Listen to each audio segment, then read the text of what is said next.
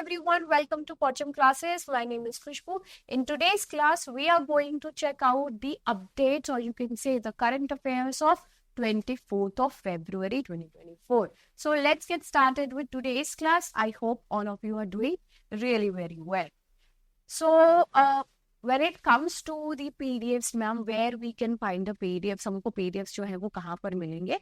तो इस चीज के लिए क्या करना है आपको? pochhamclasses.in जो है यहाँ पर जाना है। वहां से जो है आपको वीकली और मंथली के करंट अफेयर्स जो है मैगजीन वो आपको वहां मिल जाएंगी। वहीं पे अगर आपको डेली करंट अफेयर्स की पीडीएफ चाहिए तो पोचम का जो टेलीग्राम चैनल या ऑफिशियल चैनल वहां से आपको मिल जाएंगे। ओके, सो बिकॉज बहुत बार जो है ना बच्चे कमेंट सेक्शन में इसको कमेंट करते रहते हैं। Apart from that, if you have any kind of doubts in your mind कि ये वो किसी भी तरीके का कोई क्वेश्चन है आपके माइंड में, तो आप जो है इन नंबर्स पे कॉल कर सकते हैं and obviously related to the courses and all.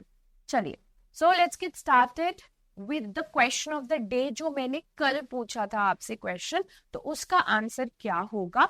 It was quite easy. अगर आपने पूरा सेशन ध्यान से पढ़ा, सुना, जाना तो बहुत इजी है आपके लिए ये आंसर करना, बहुत इजी रहा होगा आपके लिए आंसर करना। So it was option B, that is the 340 rupees per quintal. Okay, so this was the answer of yesterday's question of the day. Let's get started with today's class. तो यहाँ पर जो है आज है 24th of February and 24th of February को दो important चीजें हुई थी। एक तो सेंट्रल एक्साइज डे जो है वो ऑब्जर्व किया जाता है 24th ऑफ फेब्रुवरी को। दूसरा हम थोड़ी देर में जानते हैं, आपको मैं थोड़ी देर में उसके बारे में भी बताऊंगी। अब ये जो सेंट्रल एक्साइज डे ये मनाया जाता है, इसको ऑब्जर्व किया जाता है on 24th of February. And ये क्यों इस तरीके से किया जाता है? Because this was the day जिस दिन central excise and salt act जो है 1944 वो इसी दिन जो है इनैक्ट हुआ था। ओके, इसी दिन इनैक्ट हुआ था। So that is the reason. अब यहाँ पे दो चीजें आपको देखने के लिए मिल रही है, सेंट्रल एक्साइज टैक्स वाले और दूसरा जो है सॉल्ट एक्ट से भी रिलेटेड। और apart from that you can see and apart from that you can see that it is 1944 1944 का भी बता रहा है। तो इट मीन्स बिफोर इंडिपेंडेंस की चीज जो है वो आपको देखने के लिए यहाँ पर मिल रही है। सॉल्ट जो है इसको लेकर के दांडी मार्च भी हुआ था, जो आप सभी को शायद याद होगा और याद होना ही चाहिए, क्योंकि हिस्ट्री में ये एक टॉपिक है जो कि बहुत सारे टॉपिक्स है, उसमें से ये एक टॉपिक है जो कि बहुत ज्यादा इंपॉर्टेंट हो जाती है, दैट इज दी दांडी मार्च। अभी आपको कमेंट सेक्शन में बताना है कि दांडी मार्च कब स्टार्ट हुई थी, कौन से डेट को एंड ईयर कौन सा था, क्योंकि बहुत ही बेसिक सा और बहुत ही सिंपल सा चीज है।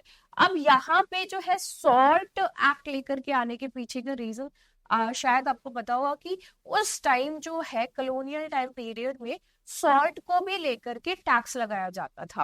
अब यहाँ पे ये भी बात आती है कि भैया सॉल्ट के ऊपर टैक्स क्यों लगाते थे? तो वो इसलिए क्योंकि ये रोजमर्रा की चीजों में हम सभी लोग जो है वो यूज कर रहे हैं। एक दिन फास्ट रख करके देखिए आप, तो फिर उस दिन आपको पता चल जाता है कि भैया तो ये जो सॉल्ट का इंपॉर्टेंस क्या होता है। You feel, you start craving, right? अगर आपको सिर्फ एक दिन सिर्फ मीठा ही खाने के लिए बोल दिया जाए, only sweet, then also you will have the same kind of craving only. तब भी आपको यही चीज ले या कोई नमकीन जो खाने के अगर मिल जाए तो हमको संतुष्टि मिले, राइट? तो नमक एक ऐसी चीज है जो कि हर किसी के घर में जरूरी है, हर किसी के खाने में जरूरी है, हर कोई इस चीज को यूज करता है। तो ये सॉल्ट के ऊपर टैक्स लगा दिया गया। If you want to consume it, अगर आपको इसको कंज्यूम करना है तो इसके ऊपर टैक्स जो है वो आपको पे करना पड़ेगा।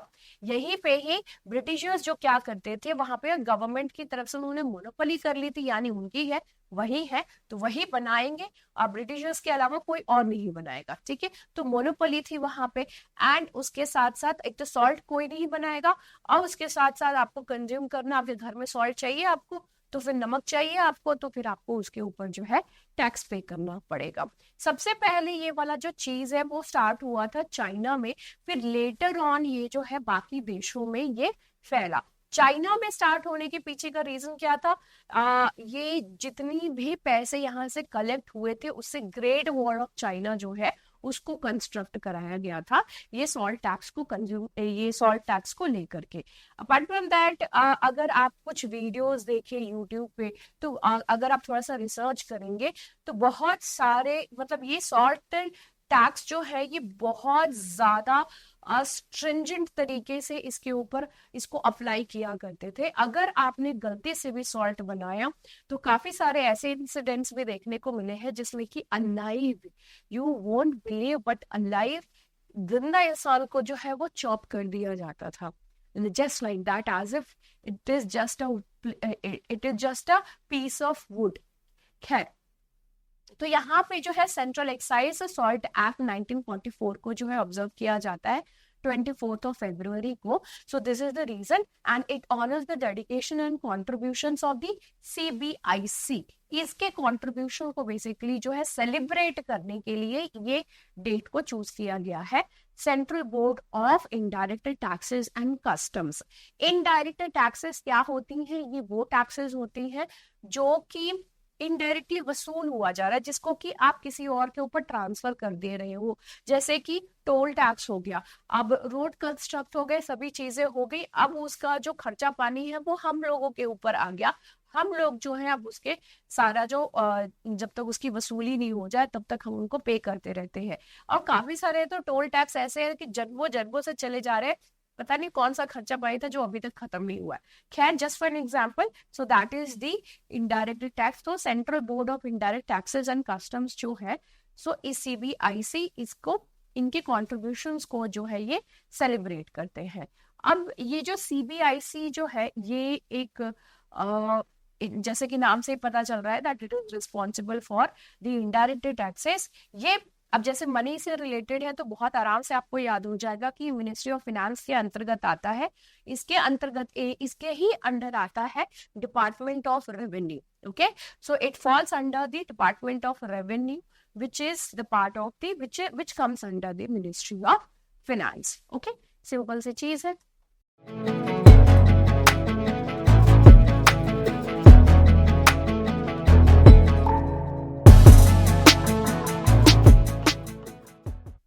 चलिए, अगला जो इम्पोर्टेंट पॉइंट है कि आज के दिन मैंने कहा ना कि दो इम्पोर्टेंट चीजें हैं, एक तो वो हो गया, दूसरी ये कि गुरु रविदास जयंती है आज। सो आप सभी को very very happy Guru Ravidas जयंती।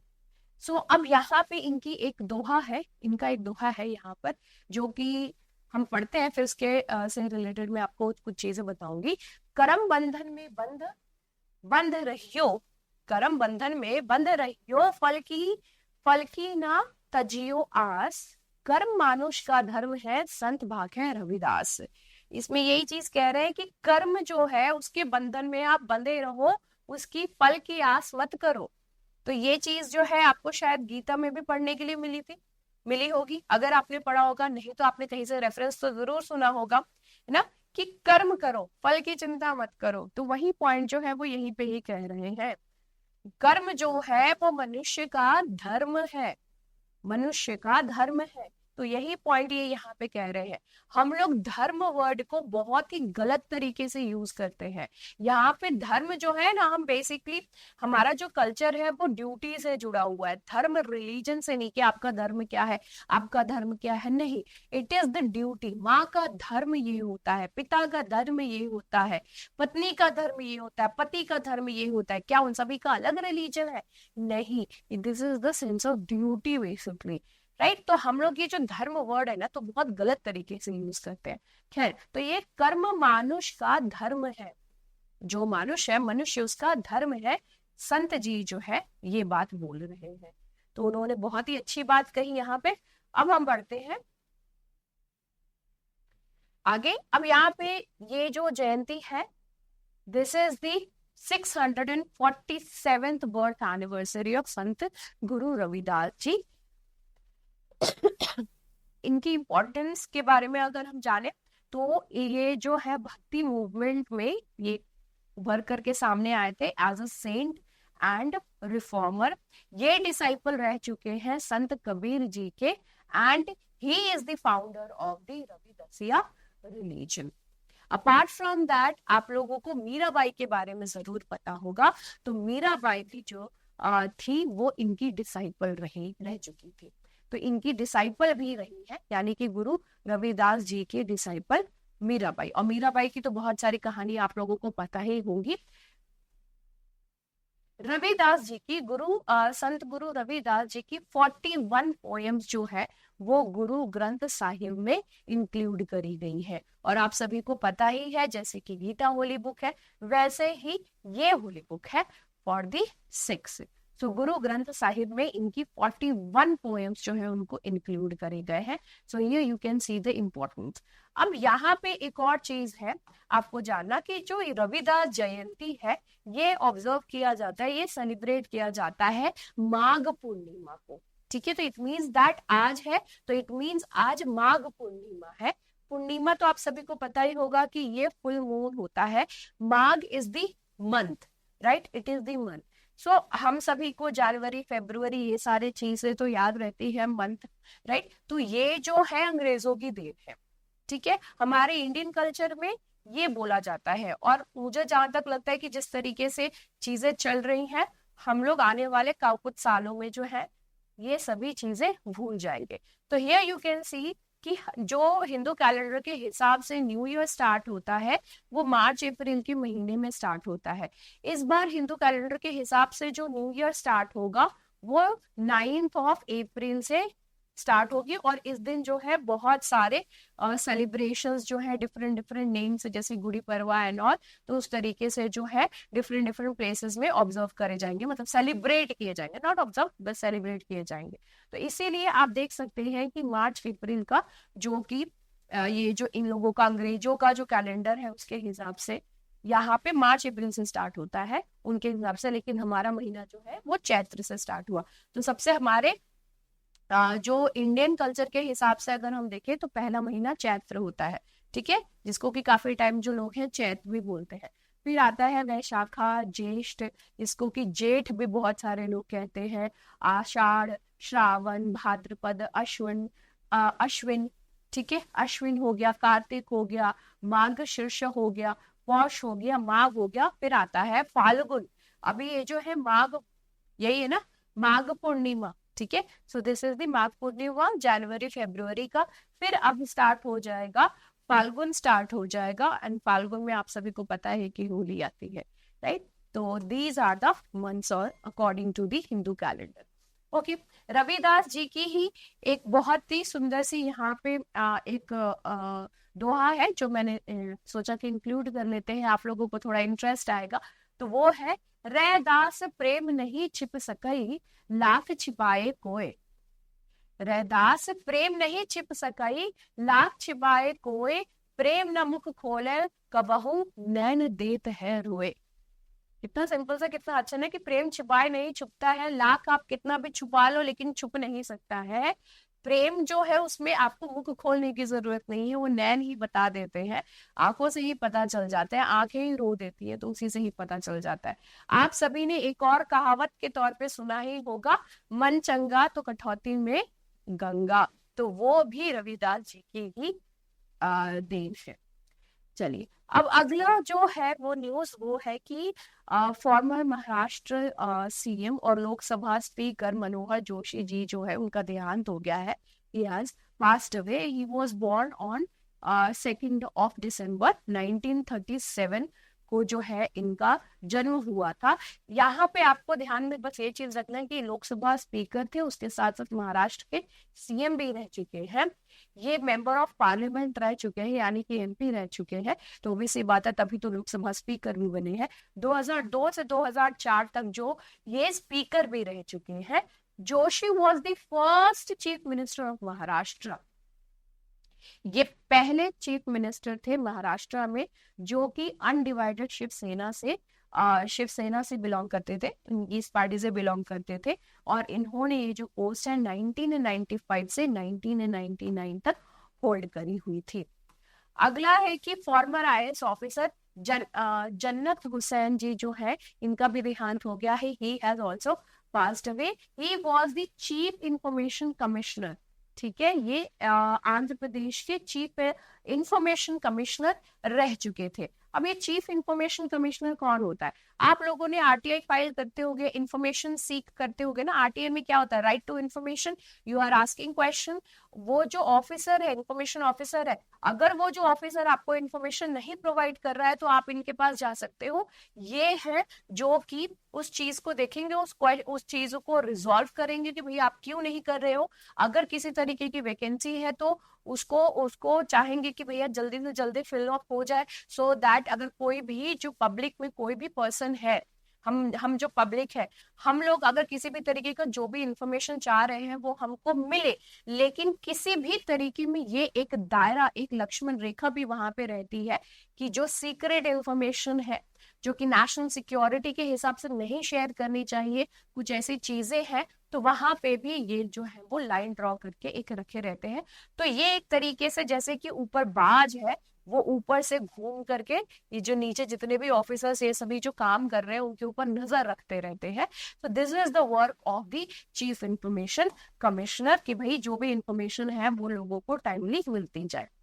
अगला जो न्यूज है वो है Pramod Shankar has been appointed as the KSRTC CMD। अब KSRTC क्या है? ये है Kerala state road transport corporation. तो इसके जो है CMD के तौर पर इनको अपॉइंट किया गया है।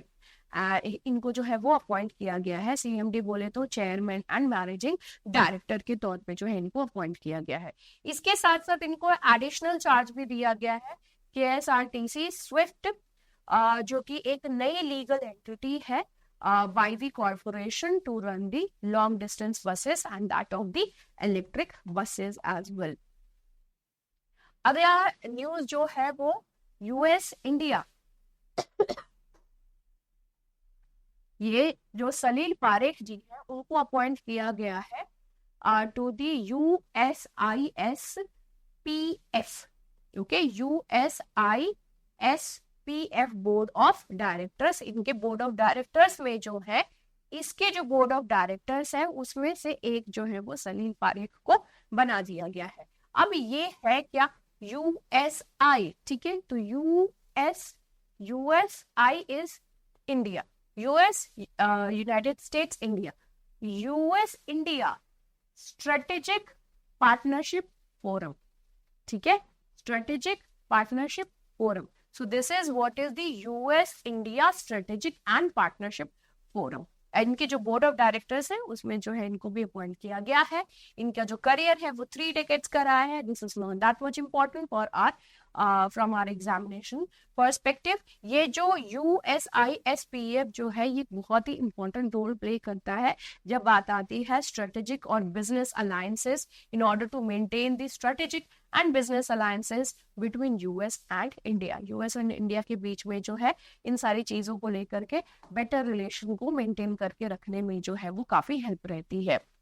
अगला जो हमारा यहाँ पर न्यूज है वो है related to our prime minister Modi ji. Fame जो है वो actually he is getting a lot of name and fame. तो आप यहाँ पे देख सकते हैं कि India trust PM Narendra Modi, this is what has come up with 78% of approval rating. 78% जो है वो अप्रूवल रेटिंग आई है। उसके साथ साथ मोस्ट पॉपुलर ग्लोबल लीडर्स के हिसाब से अगर देखें तो वहां पर भी ये टॉप पर आए हैं, which is a big deal for India. बहुत बड़ी बात है इंडिया के लिए, क्योंकि इससे पहले कभी ऐसा नहीं हुआ था कि पूरे वर्ल्ड लेवल पे इस तरीके से इंडिया के कोई भी जो प्राइम मिनिस्टर है वो रहे हो। तो here you can see India के जो प्राइम मिनिस्टर है विथ 78% अप्रूवल रेट, फेमस जो है इस हिसाब से है। फिर आते हैं मेक्सिको के, फिर Switzerland, Australia and then comes the Brazil. Okay, so ये जो पूरा सर्वे है ये कंडक्ट किया गया था मॉर्निंग कंसल्ट के द्वारा। तो यहाँ पे ये मॉर्निंग कंसल्ट नेम जो है वो इम्पोर्टेंट हो गया। तो ये सर्वे इनके द्वारा कंडक्ट करा गया था। अब यहाँ पे जो प्रेसिडेंट है मेक्सिको के आंद्रेस मैनुअल लोपेज ओब्राडोर, तो इनको सेकंड पोजीशन जस्ट अभी हमने देखा। उसके बाद आते हैं अर्जेंटीना के प्रेसिडेंट जेवियर मिलेई, तो इनको थर्ड पोजीशन मिला है विथ 63%। एंड देखिए यहाँ पे 65%, देखिए इंडिया में 70, इंडिया को 78% मिला है। फर्स्ट एंड सेकंड पोजीशन जो है वो 65% है, तो 10% से भी ज्यादा 12% का गैप आ रहा है। यूएस प्रेसिडेंट जो बाइडेन जो है, जो बाइडेन यूएस के प्रेसिडेंट, उनको 11th पोजीशन मिला है अकॉर्डिंग टू द पॉपुलैरिटी। अब वहीं पे ही ऋषि सुनक की अगर हम बात करें तो 28th पोजीशन जो है वो यहाँ पे मिला है। कनाडा और यू कैन से कनाडा के जो प्राइम मिनिस्टर है जस्टिन ट्रूडो, उनको 17th पोजीशन जो है वो पॉपुलैरिटी के बेसिस पे मिली है। अगला है भारत टेक्स 2024। ये जो है वो लॉन्च हो रही है 26 फरवरी से 29 फरवरी तक जो है ये चलेगी। कहाँ पर होगी? तो भारत मंडपम एंड यशोभूमि जो कि न्यू दिल्ली में है, यहाँ पर ये कंडक्ट होने वाला है। तो इसको इनॉग्रेट कौन कर रहे हैं? हमारे प्राइम मिनिस्टर जी जो है वो इसको इनॉग्रेट कर रहे हैं। 26 फरवरी को ये इसका इनॉग्रेशन होगा भारत मंडपम एंड यशोभूमि में। आप इसकी इमेज जरूर देखिएगा, बहुत ही ब्यूटीफुल है, बहुत बहुत ही ब्यूटीफुल है। तो ये जो कंसोर्टियम है, it will B of 11 textile export promotion councils, and इसको सपोर्ट कहाँ से मिल रहा है? मिनिस्ट्री ऑफ टेक्सटाइल्स के द्वारा जो है यहाँ पर ये सपोर्ट मिल रही है। Okay, this is actually going to be really very good for the textiles grand innovation challenge, जो कि which is there in order to identify futuristic circular solutions, कि किस तरीके से जो है सर्कुलेट किए जाएंगे, किस तरीके से चीजें जो है वो टेक्सटाइल इंडस्ट्री से रिलेटेड आगे बढ़ेंगे। क्योंकि textile industry in the last few years, पहले in the past few years उतना कुछ खास नहीं परफॉर्म हो रहा था, तो इसलिए इस तरीके की चीजें अगर होती हैं तो it would be quite beneficial for the textile industry. अगले इसमें आप देख सकते हैं कि मिशन 2024 के तहत प्राइम मिनिस्टर मोदी जी जो है वो वाराणसी में लॉन्च करने वाले हैं बहुत सारे प्रोजेक्ट्स, एंड ये पूरी जो है टोटल 13,000 करोड़ की प्रोजेक्ट हो रही है। अपार्ट फ्रॉम दैट, ये बहुत ही कॉमन ही एक टैक्टिक्स आप एक तरीके से कह सकते हैं, जो कि ऑलमोस्ट हर पॉलिटिशियन जो है वो अपनाता है कि जब भी चुनाव आने वाले उससे पहले कुछ ना कुछ तो करना ही है, भले 5 साल जो हुआ सो हुआ, लेकिन उससे पहले कुछ करना ही है। ये जो चीज है वो छोटे लेवल पर भी होती है, पार्षदों के लेवल पर भी होती है, पंचायत के लेवल पे भी होती है, और ये अपर लेवल तक भी जाती है। ओके, तो टोटल 13,000 करोड़ रुपीस की लागत से जो है आप यहाँ पर देख सकते हैं कि बहुत सारे प्रोजेक्ट्स लॉन्च हो रहे हैं, जिसमें से कि कुछ मेजर प्रोजेक्ट्स के अगर हम नाम मतलब ले तो वो है बानस साशी संकुल मिल्क प्रोसेसिंग यूनिट, जो कि UPSIDA एग्रो पार्क खरकियों में होगा। इसके अलावा ये फाउंडेशन स्टोन जो है वो ही इज गोइंग टू ले और of the National Institute of Fashion Technology, that is of the NIFT in the Varanasi. That's really very good. So that will also come to Varanasi. Apart from that, he will also lay the foundation stone of National Center of Aging at BHU. Very good. Then the Sigra sports stadium phase 1 and district rifle shooting range. So एक तरीके से international level बनाया जा रहा है भैया वाराणसी को।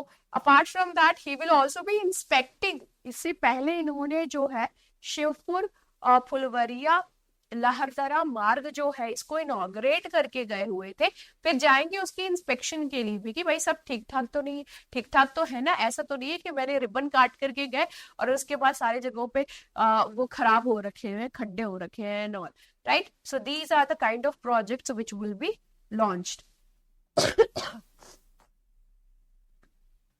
दूसरा जो नेक्स्ट जो न्यूज है वो है ओडेस्यूज जो है it has successfully landed over there on the moon। Moon पर जो है वो लैंड कर गया है। अमेरिका का Odysseus spacecraft makes first commercial moon landing in the history.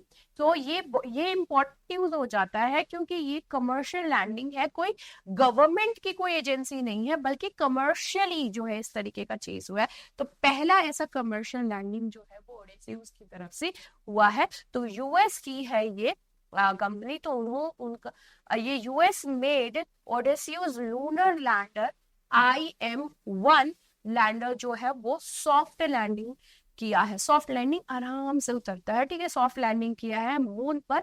And ये लैंडिंग होते होते ये जो है पहला कमर्शियल स्पेसक्राफ्ट हो गया है। Intuitive Machines, the Houston-based company developed the Odysseus. Odysseus को डेवलप करने वाला कौन है? Intuitive Machines है। तो ये एक इंपॉर्टेंट पॉइंट यहाँ पर आप ध्यान में रखिएगा। Intuitive Machines, US, Odysseus, first commercial spacecraft to make its landing on the moon. ये जो लैंडिंग किया है, ये लैंडिंग किया है ये जो साउथ पोल है मून का, उसके ही पास एक क्रेटर आती है मालापॉट ए, मालापॉट ए, ठीक है, मालापॉट ए, यहाँ पर आप देख सकते हैं। तो ये जो क्रेटर है वहां पर इसको लॉन्च किया, वहां पर जो है ये लैंड हुई है। अभी मैम ये क्रेटर क्या होते हैं? क्रेटर्स जो है वो बेसिकली जैसे कि this is the moon, just for an example, this is the moon. Moon पे ऑब्वियसली बात है कि आप सभी को पता है कि एटमॉस्फेयर नहीं है। तो एटमॉस्फेयर नहीं है तो इट मींस दैट जो भी स्पेस में तो कितने सारे पत्थर घूम रहे हैं ना, कितने सारे एस्टेरॉइड्स हैं, मिटियोर्स हैं एंड ऑल, वो सारी चीजें घूम रही है। तो मिटियोर्स जो है वो हिट कर जाती है यहाँ पर मून पर। तो ऑब्वियसली बात है कि सपोज जब ये हिट करती हैं, this is the land, right, this is the land, this is the surface of the, this is the surface. अब वो इस तरीके से आ रही है, एकदम हाई स्पीड में आ रही होती है। तो जैसे ही वो यहाँ पर आएंगी तो it will be making a this kind of shape. तो यही जो चीज है वो बाद में किस तरीके से दिखती है, ऐसे दिखती है। So this is what is the crater, this is how the craters look like. यहीं पे ही ये मालापॉट ए जो है that is also a crater जहां पर ये लैंड किया है, सॉफ्ट लैंडिंग इसने करी है यहाँ पे। ओडेसियस जो है first vehicle is the first vehicle which has been launched from the United States to land on the moon's surface. Apollo 17 mission जो कि 1972 में लॉन्च हुआ था, उसके बाद ये जो ओडेसियस है पहली व्हीकल जो है जिसको लॉन्च करा गया है और वहां पर इसको उतारा भी गया है, राइट। नेक्स्ट आता है IRCTC teams up with Swiggy for pre order, Swiggy for pre ordered meal delivery.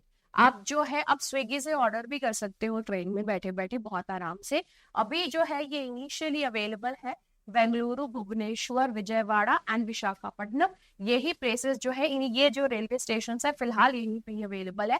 कभी भी कोई इस तरीके की मेगा प्रोजेक्ट जब लॉन्च होती है तो वो फेजेस में लॉन्च होते हैं, वो कोई एक ही एकदम से पैन इंडिया में नहीं लॉन्च हो जाते हैं, वो फेजेस में लॉन्च होते हैं, ठीक है। तो पहले फेज में इस तरीके से हो रहा है। यहाँ पे जो इनका एम क्या है, प्री ऑर्डर जो भी मील्स रहेंगे उनको सप्लाई कर देना। ट्रेन लेट है, क्या है, कैसे है, तो आप आराम से कोऑर्डिनेट करके वो सारी चीजें वहां पर हो जाएंगी। सो स्विगी इसके अलावा रिसेंटली इन्होंने अनाउंस किया था that it's expansion to Agatti island also. Agatti island जो कहाँ पे है, लक्षद्वीप में, तो वहां पर भी अब उनका प्रेजेंस जो है वो आपको देखने के लिए मिलेगा। ये पहली ऑनलाइन फूड डिलीवरी सर्विस बन गई टू ऑपरेट ओवर देयर, तो वहां पे ऑपरेट करने वाली। अगला आता है Aditya L1 has successfully detected the impact of corona mass injections, जो कि बेसिकली रिलीज होती है मून के सरफेस से, जो है वो होती है रिलीज। तो उस चीज को डिटेक्ट करने में ये कामयाब हो चुकी है आदित्य L1। और आप सभी को तो पता ही होगा आदित्य L1 के बारे में। आदित्य L1 जो है इसके बारे में पहले थोड़ा सा बता दूं मैं। आदित्य L1 जो है इसको लॉन्च किया गया था PSLV C57 के द्वारा, इस रॉकेट के द्वारा जिसको लॉन्च किया गया था सितंबर 2 को। एंड ये जो आदित्य L1 है इसका काम क्या था, obviously in order to study the sun surface only. तो यहाँ पे 7 पेलोड्स रहे हैं, 7 पेलोड, 7 चीजें जो है उसमें अटैच्ड है जिसको लेकर के ये स्पेस में गया है, जिसमें से 4 जो है वो सन की लाइट को ऑब्जर्व करेंगी। एंड अपार्ट फ्रॉम दैट वो जो बाकी 3 बची हुई है वो in situ parameters of plasma and magnetic field, जो एक मैग्नेटिक फील्ड जनरेट होती है, ठीक है, जो मैग्नेटिक फील्ड जनरेट होती है और जो प्लाज्मा है उसको ये बेसिकली यहाँ पर स्टडी करेंगे, ठीक है, ये जो है वो स्टडी करेगा आदित्य L1। अब यहाँ पे जो है आपको एक L1 नाम यहाँ पर आ रहा होगा ध्यान में। तो मैम ये L1 क्या है, आदित्य तो ठीक है, आदित्य बोले तो सन है, और ये सन को टारगेट कर रहे हैं। L1 लैंगरिंग पॉइंट 1, ठीक है। अब देखो स्पेस में भी क्या होता है ना, जो हेवनली बॉडीज है ये सभी में एक ग्रेविटेशनल पुल होता है, वो एक दूसरे को अट्रैक्ट कर रही होती है, अपनी तरफ पुल कर रही होती है। लेकिन जैसे कि अब ये सन है, ये अर्थ है, इन दोनों के बीच में एक ऐसा पॉइंट जरूर होगा जहां पर ये जो फोर्स है वो इक्विलिब्रियम पे आ जाता है, मतलब एकदम बैलेंस टाइप हो जाता है। So that is the Lagrange point 1। यही है पॉइंट जो कि इक्विलिब्रियम में आ रहा है। यहाँ पे अगर आप कोई सैटेलाइट रखते हो तो ना तो सन अपनी तरफ अट्रैक्ट कर लेगा कंप्लीटली, ना ही जो अर्थ अपनी तरफ जो है उसको अट्रैक्ट करके ले जाएगा। So that is the point, this is the point which is known as the Lagrange point 1। उन्हीं को जो है लैंगरिंग पॉइंट बोला जाता है, ठीक है। ये अर्थ से 1.5 मिलियन किलोमीटर्स की दूरी पर है, ओके, इसकी दूरी पर है। यहाँ पर आप देख सकते हो this is the Lagrange point sun and the this is the earth, इनके बीच में ये लैंगरिंग पॉइंट है, राइट। अब इसके पास जो है ये आदित्य L1, इसके दो सेंसर्स हैं इस पे, solar wind electron energy probe and the solar wind ion composition analyser. अब ये जो सेंसर्स हैं ये बेसिकली मेजर करते हैं डायरेक्शन सोलर विंड के पार्टिकल्स के। मतलब ये जो सेंसर्स हैं इसमें इस तरीके के भी इक्विपमेंट्स लगे हुए हैं जिससे कि डायरेक्शन का भी पता चल जाएगा कि भाई ये जो सोलर विंड के पार्टिकल्स हैं वो कहाँ से है, सोलर विंड्स आ भी रही है तो कौन सी डायरेक्शन से आ रही है। तो ये सेंसर्स में ये भी चीजें लगी हुई है। इसका एक पेलोड है पापा, ठीक है, इसका पेलोड है पापा, plasma analyser package for Aditya. ये एक एनर्जी एंड मास एनालाइजर है, एनर्जी और मास एनालाइजर है जो कि इन सीटू बोले तो वहीं पे ही उसी जगह पे it will be doing the measurements of solar wind electrons. Solar wind के जो इलेक्ट्रॉन्स हैं उनको मेजर करेगा, आयंस को मेजर करेगा in the low energy range, ठीक है। तो this is what is the Aditya L1। All these are related to the Aditya L1। Next आता है C8 से रिलेटेड। अब यहाँ पे जो C8 है it has been picked as the official partner of the IPL के ऑफिशियल पार्टनर के तौर पे जो है इनको यहाँ पर सेलेक्ट कर लिया गया है। एंड ये जो कंपनी है ये लगभग 240 करोड़ रुपए 5 साल के ये पूरे स्पैन में खर्चा करेगी। बीसीसीआई ने जो है 4 आईपीएल स्पॉन्सरशिप के जो स्लॉट्स थे उसको सेल किया है for a total sum of 1485 crore rupees to C8, my 11 circle, Angel one and RuPay. इन सभी को ये 4 जो है आईपीएल के स्पॉन्सर्स रहेंगे और इन्होंने टोटल जो है इतना अमाउंट दिया है in order to get it, ठीक है, in order to get this sponsorship. Next आता है कि cabinet committee on security has approved 19,000 crore rupees mega navy deal for BrahMos missile. BrahMos missile के लिए की डील जो है इतने 1000 करोड़ रुपए की हुई है which is really very good. यहाँ पर ये जो हुआ है ये 200 से ज्यादा की ब्रह्मोस मिसाइल जो ब्रह्मोस है वो उनकी एक्विजिशन के लिए है and it will be extending the range supersonic cruise missiles for development on its warships. ये बहुत ज्यादा जरूरी है। शिप जो है देखो यहाँ पे नेवी की बात हो रही है, simple navy, simple gun, simple navy की शिप हो गई, गन हो गए, टैंक हो गए, बस उसी से काम नहीं चलेगा, you need the anti missiles also, right. So जो ब्रह्मोस है इसका जो मेन ये जो it is the main weapon when it comes to the for the anti ship, so it can destroy ships also and attack operations for the Indian Navy warships as well। so BrahMos missile जो है इस purpose से काम आता है और 200 से ज्यादा की जो है यहाँ पे एक्विजिशन के लिए ये पूरा काम यहाँ पर किया गया है। ब्रह्मोस की बात करें तो ब्रह्मोस एरोस्पेस जो है ये जॉइंट वेंचर है इंडिया एंड रशिया के बीच का। तो ऑब्वियसली बात है यहाँ पे दोनों को पैदा होने वाला है and it produces supersonic cruise missiles that can be launched from the submarines. इसको सबमरीन से आप लॉन्च कर सकते हो, शिप से लॉन्च कर सकते हो, एयरक्राफ्ट से लॉन्च कर सकते हो and even from the land platforms also it could be launched. BrahMos missile जो है it is also set to be exported soon to the Philippines as well. तो इसको फिलीपींस में भी जो है इसको सेल करने का बातचीत चल रहा है, और अगर ऐसा हो गया तो फिलीपींस हमारा पहला पहला ग्लोबल कस्टमर बन जाएगा। और फिलीपींस को ये मिसाइल देने का सीधा मतलब ये हो जाएगा कि वी आर अटैकिंग चाइना, क्योंकि चाइना और फिलीपींस के बीच में जो झगड़ा चल रहा है related to the South China Sea. Okay, तो यूपीएससी के स्टूडेंट्स ये सारी चीजें तो समझ ही रहे होंगे क्यों। अगला यहाँ पर पैंगोंग फ्रोजन लेक मैराथन से जुड़ा हुआ है यहाँ पर the second edition of world's highest frozen lake marathon. दुनिया की हाईएस्ट लेवल पे जो है ये मैराथन कंडक्ट किया गया था, और ये दूसरा एडिशन था इसका। Bhagwan Singh and Mahesh Khurana from Bhopal have completed this Pangong frozen lake marathon 2024, जो कि लेह लद्दाख में कंडक्ट किया गया था। भगवान जो है भगवान सिंह जो है he is also the very first mountaineer. Madhya Pradesh से ये पहले ऐसे माउंटेनियर हैं जो कि माउंट एवरेस्ट को कॉन्कर कर चुके हैं, मतलब उसके ऊपर भी जो है ये चढ़ाई कर चुके हैं। अब आता है यहाँ पे पैंगोंग। देखो पैंगोंग लेक को जो है पैंगोंग सो भी कहा जाता है, ठीक है।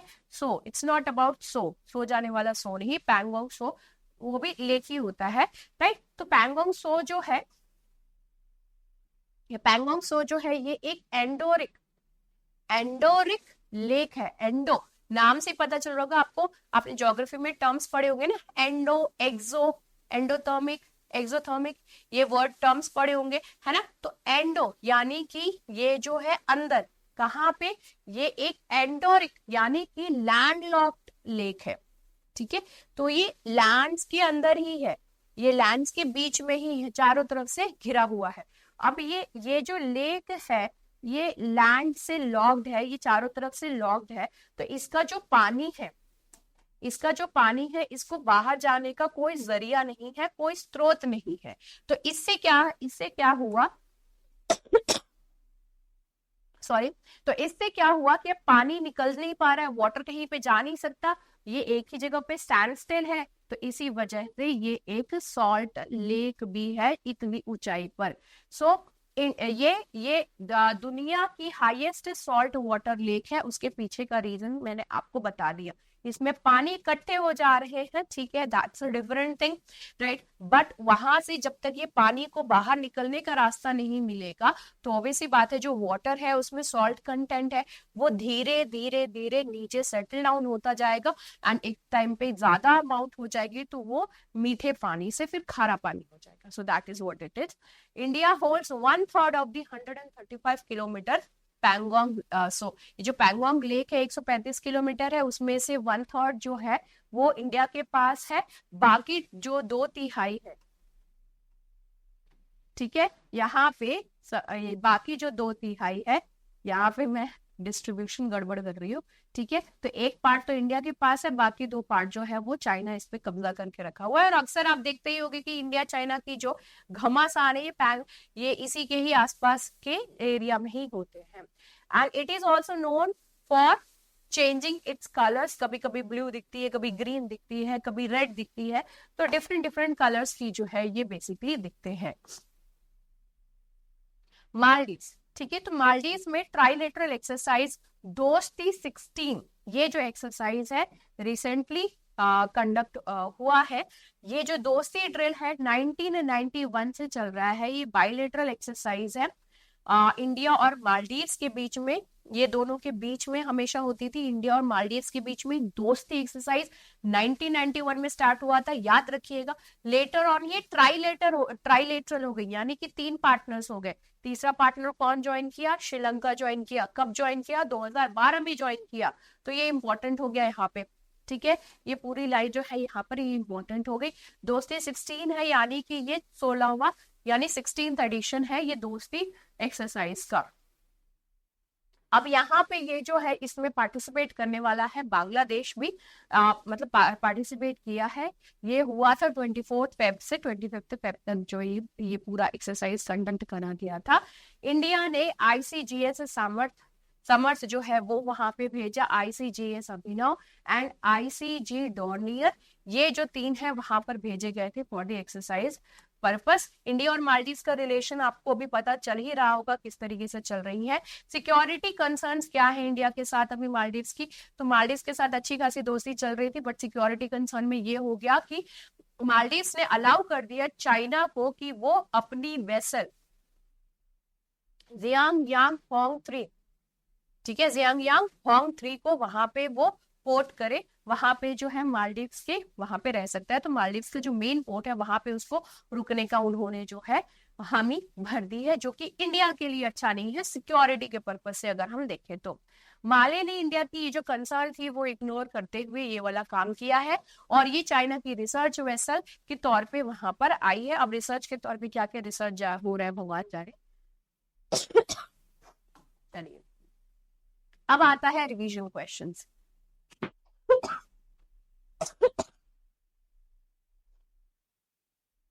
रिवीजन क्वेश्चन, तो यहाँ पे हमारा जो पहला क्वेश्चन है वो क्या है, which organisation conducted the survey on global leader approval ratings, विश्व वैश्विक नेता अनुमोदन रेटिंग पर सर्वेक्षण किस संगठन ने किया। तो बहुत ही इजी सा है, तो यहाँ पे हमारा पहला ऑप्शन मॉर्निंग कंसल्ट इसका आंसर है। दूसरा है, in which city of the Uttar Pradesh is the national institute of fashion technology being established, राष्ट्रीय फैशन टेक्नोलॉजी संस्थान यानी कि निफ्ट उत्तर प्रदेश के किस शहर में स्थापित किया जा रहा है। आसान है, मोदी जी का वाराणसी। दूसरा आता है, which company develop the Odysseus lunar lander, Odysseus Chandra lander किस कंपनी ने विकसित किया है। अगेन वेरी इजी क्वेश्चन, अगर आपने ध्यान से पढ़ा हो, ऑप्शन बी इंट्यूटिव मशीन्स। अगला आता है, who is participating as an observer in the 16th edition of the Dosti trilateral exercise. पहली बार कौन पार्टिसिपेट कर रहा है, सॉरी, तो यहाँ पे आंसर है option A Bangladesh. Question of the day, do write down in the comment section.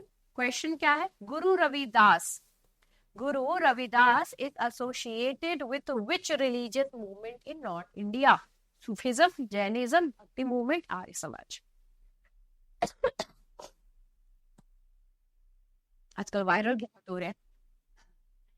So take care of yourself. I hope that you people enjoyed the session.